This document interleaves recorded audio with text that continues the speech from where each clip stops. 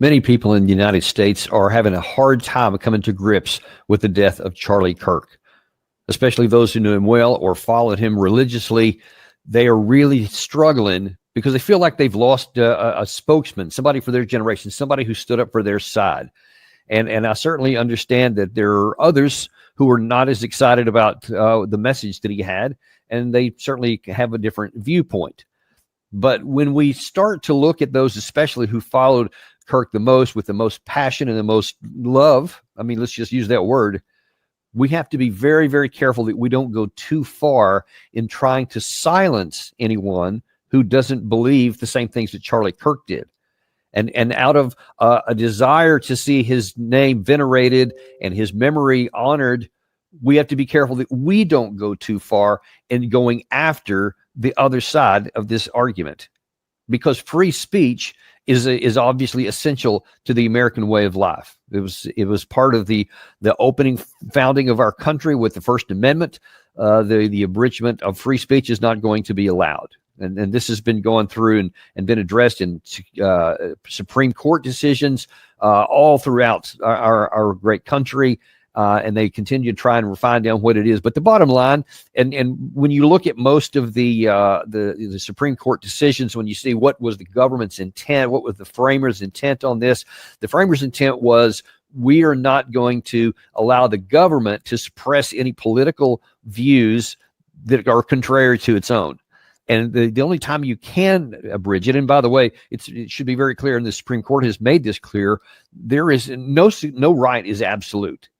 Generally speaking, if you are in the exercise of your rights, go as far as they start to abridge the rights of others, and then your rights stop. That's the only way you can work in a civilized society. Otherwise, you have chaos. It can't be 330 million Americans do whatever's right in their own eyes and screw everybody else. It just obviously couldn't work that way. So even in free speech, there are some limitations on what it is, as there ought to be.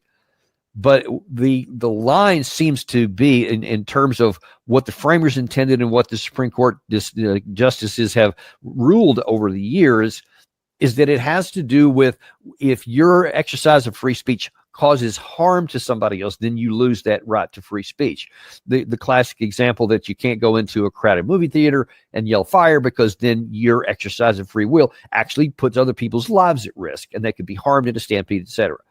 So that should be held right up front as we talk about what's going on here. Now, listen, let's just take a bit of a step back, because you had under the Obama administration and the Biden administration, you had a lot of suppression of conservative values. And you may recall many people were fired because they weren't adhering to the popular views of the day. Those bakers were fired if they didn't agree to do something that an LGBTQ customer wanted to do. They were fired. There was people, and lots of other people in their jobs were fired over their abortion views, etc. And you may recall also that the conservatives were all up in arms about that. They said it's a terrible thing. The Obama administration, Biden, were trying to suppress our free speech, and they did. There was many cases where I believe that the Democratic administrations did go too far, and they did try to use the power of the White House and the administration to suppress the views of those they didn't like. And it was pretty strong in some cases. Now, when President Trump was inaugurated on January 20th of this year, I thought, well, you know what? I didn't like the way that it was done back then. And during his inauguration, maybe the thing that he said that got me the most excited was when he started talking about free speech under his domination. After years and years of illegal and unconstitutional federal efforts to restrict free expression, I will also sign an executive order to immediately stop all government censorship and bring back free speech to America.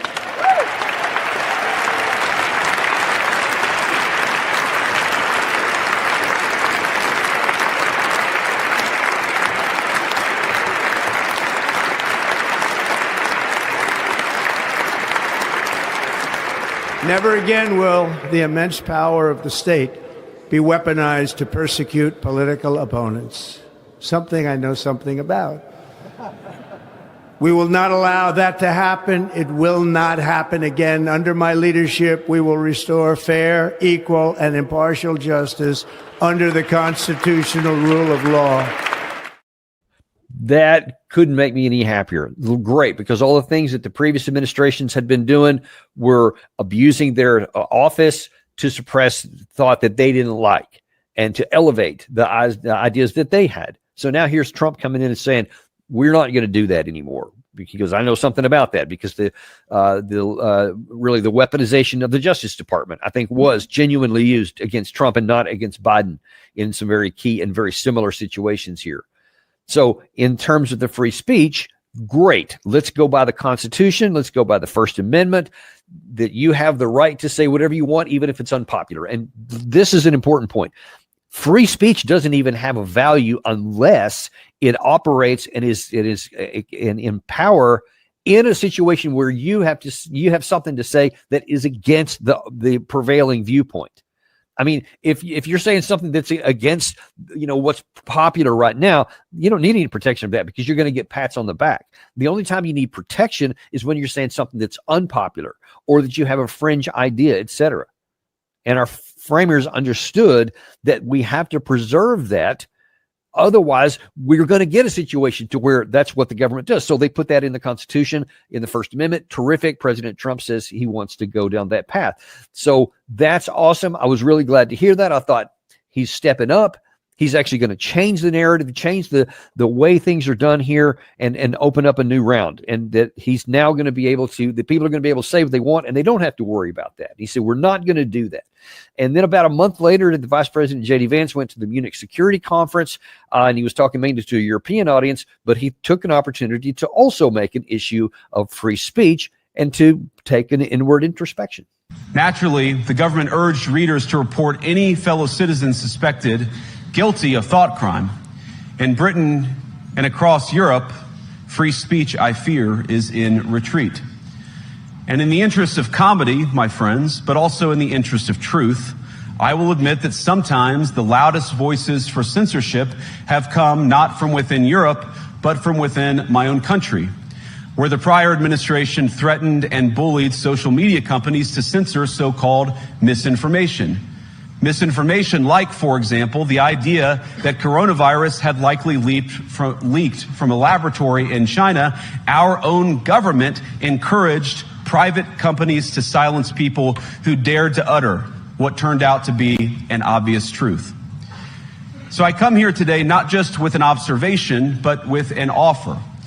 And just as the Biden administration seemed desperate to silence people for speaking their minds, so the Trump administration will do precisely the opposite.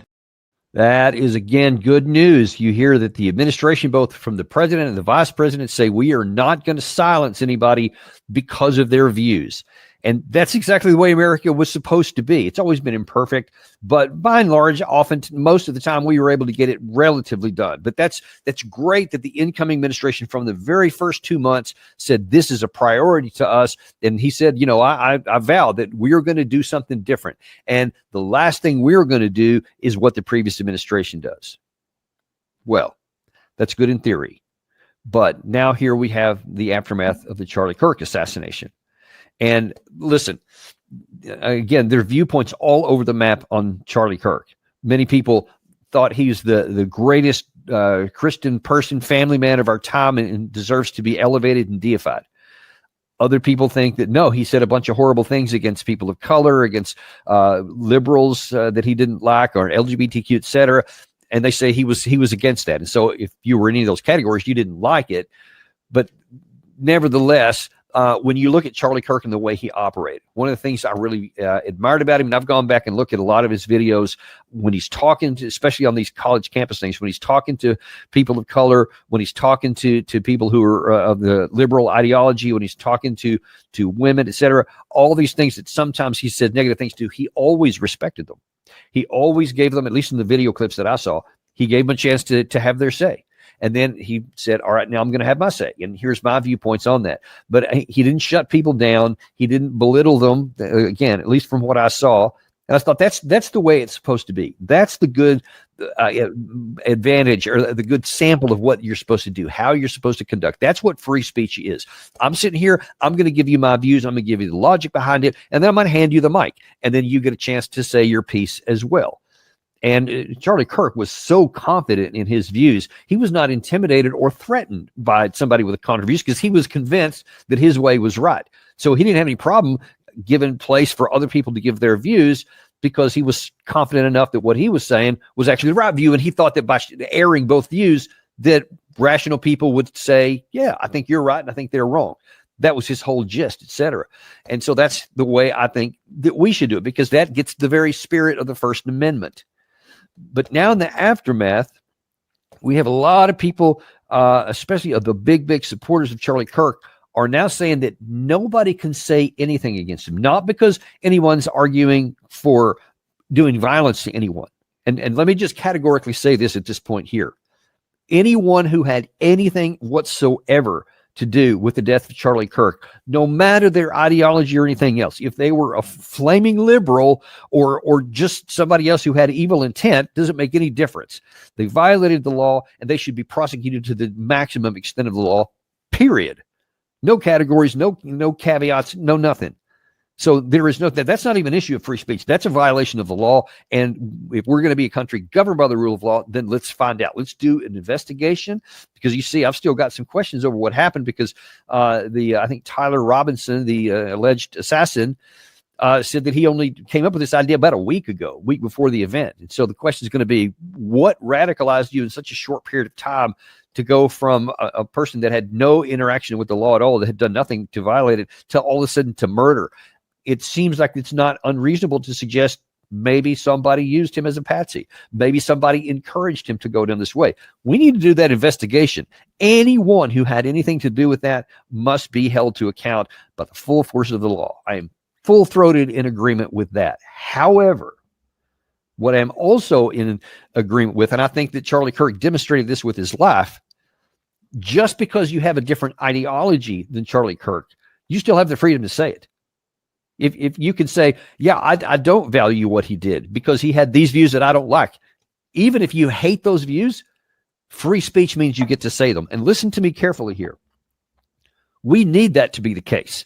We need that to be the standard. And it shouldn't matter whether it's Republican or Democrat in the White House, whether DEI stuff is the prevailing thought of the day, or now anti-DEI, whatever. We have to have a situation to where our country has a protected freedom of speech to give dissenting views, where whatever's popular is not going to suppress everything else. And we're starting to see more of that. And this should alarm us, because listen, right now, a lot of people are cheering this on, especially those who love Charlie Kirk, because they're saying, you can't dishonor his memory like this and you should be silenced. Well, you don't like it. I get that, but they should not be silenced any more than you should be silenced when you're talking about those, especially those who didn't like the DEI stuff. If you had an issue against the DEI and you didn't think that was a good idea, whether anyone else does or not, you should have the protected right to say that and to lobby for it and to make your case in the public square, just like Charlie Kirk did, whether that's in a conversation, whether that's in running for office, etc. We've got to have that protection, because if we go down a path to where we're going to give hearty congratulations when the current government, whichever it happens to be, is trying to silence those we don't like, we cheer that on. That is a dangerous thing, because, my friend, what is today something that you're happy about, tomorrow it could be turned back on you.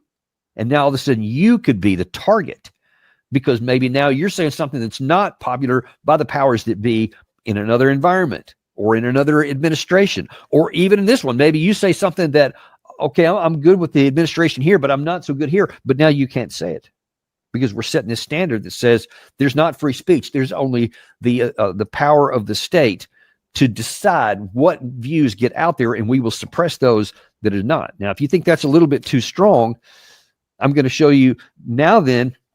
That was, I just showed you J.D. Vance from February. Well, now then, in the aftermath of this killing of Charlie Kirk, now J.D. Vance's views are a little bit different. Whereas in that previous clip, he said, we will not use the state to suppress views.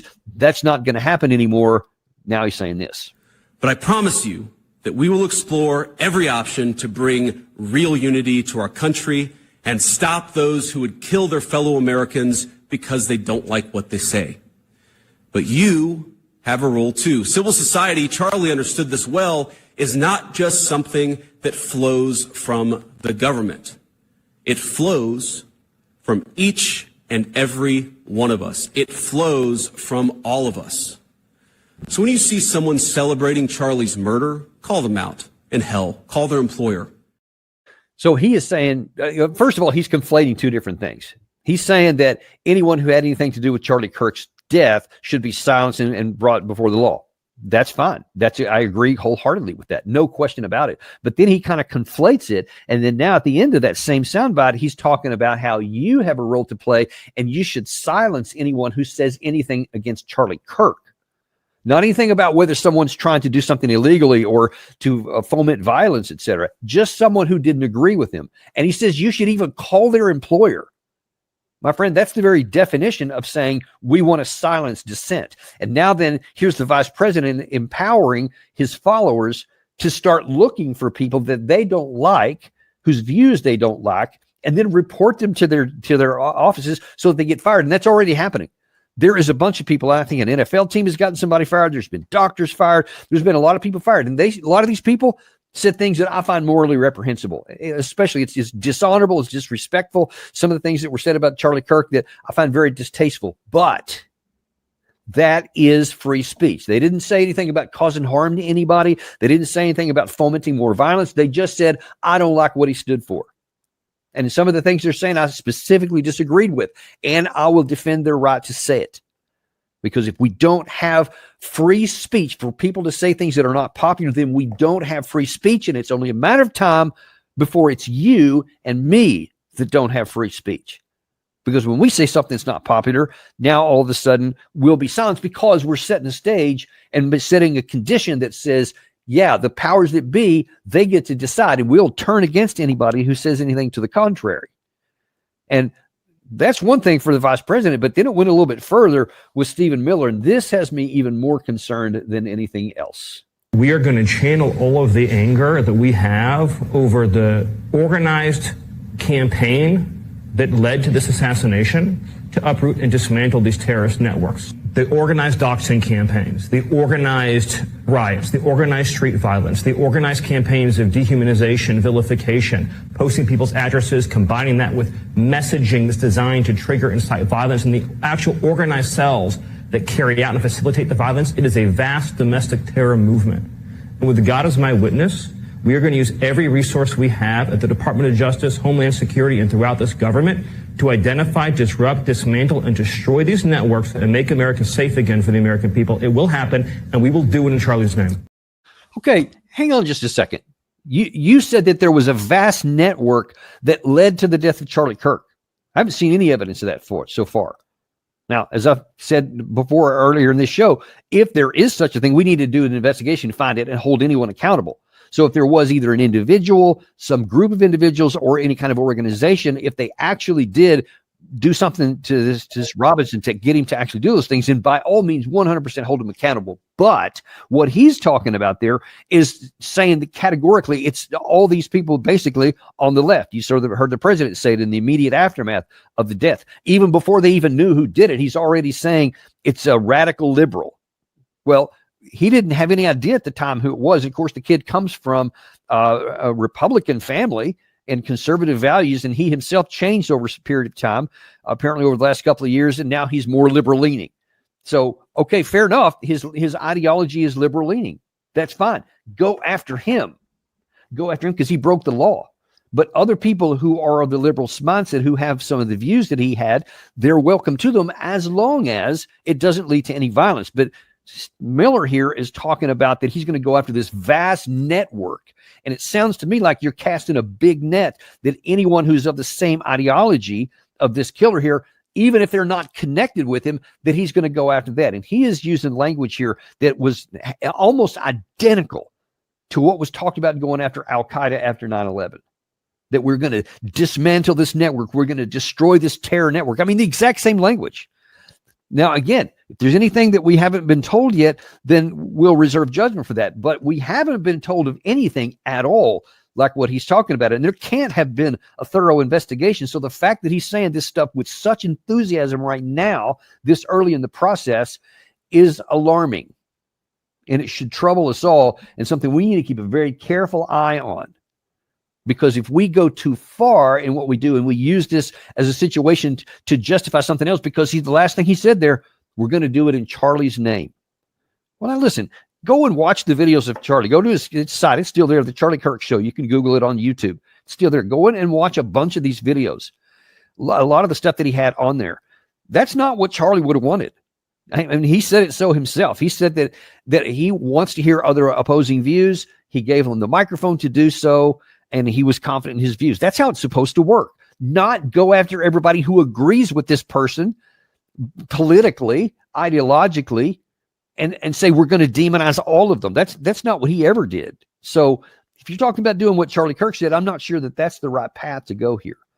That's something we need to all pay attention to, folks, because now then President Trump is actually going even further with this. Now, look, he's been doing a lot of stuff, despite what he said at the inauguration, that he's been, having these huge multi-billion-dollar lawsuits against all kinds of media outlets and winning a lot of them and putting suppression on them. Anything they say he doesn't like, he's using the power of lawsuits, which requires them to either pony up and defend themselves and spend hundreds of millions of dollars or settle out of court. And that has a very frightening effect over the whole landscape. And we're seeing it. You may recall that he said he was going after Stephen Colbert. He didn't like him because Colbert makes fun of him. Free speech. But he didn't like that. So he put pressure on the parent company and then eventually did get him fired. And then now in the immediate aftermath of that, he was so excited about it, he said, we're coming after Kimmel next. And then Seth Meyers. And then he's made good on that. Because Jimmy Kimmel said something that was pretty tame in comparison to anything that Stephen Miller said that I just showed you. Very tame from comparatively. But yet we had the FCC chairman from the Trump administration say we can do this the easy way or the hard way. And then we see what that turned out to. And then the pressure that was put on this parent company, they again got Jimmy Kimmel knocked out. And of course, Trump celebrates that on his Truth Social after the fact. So he keeps going after all these organizations and people he doesn't like, and in the media. And of course, we're heading into the 2026 midterms. And when you're saying you're going after the liberals, et cetera, and when you're suppressing any kind of debate, any kind of voice on the liberal side, that's going to have some potential impact in an election. And we have to be really, really careful that we don't go down that path. Now, listen, maybe he's just, I don't know, maybe he's still really emotionally upset about what happened to Charlie Kirk, and he's just got too much energy and thoughts and emotions behind this. I don't know. I'm hoping that's not the case. I'm hoping that this is not something broader, that he just says, no, I'm going to take this opportunity to do these things and to suppress anybody who says anything against me. Because obviously some of these things, like with the Stephen Colbert or with Jimmy Kimmel, has nothing to do with anything about Charlie Kirk or anybody else. He just didn't like it. So now he's suppressing it. And we want to go more. Now, apparently Seth Meyers is next in his target list. He literally wants to get rid of all of them, because these guys are all liberal. You may not like their humor. I know a lot of my conservative friends don't like any of them. That's fair. Don't watch it.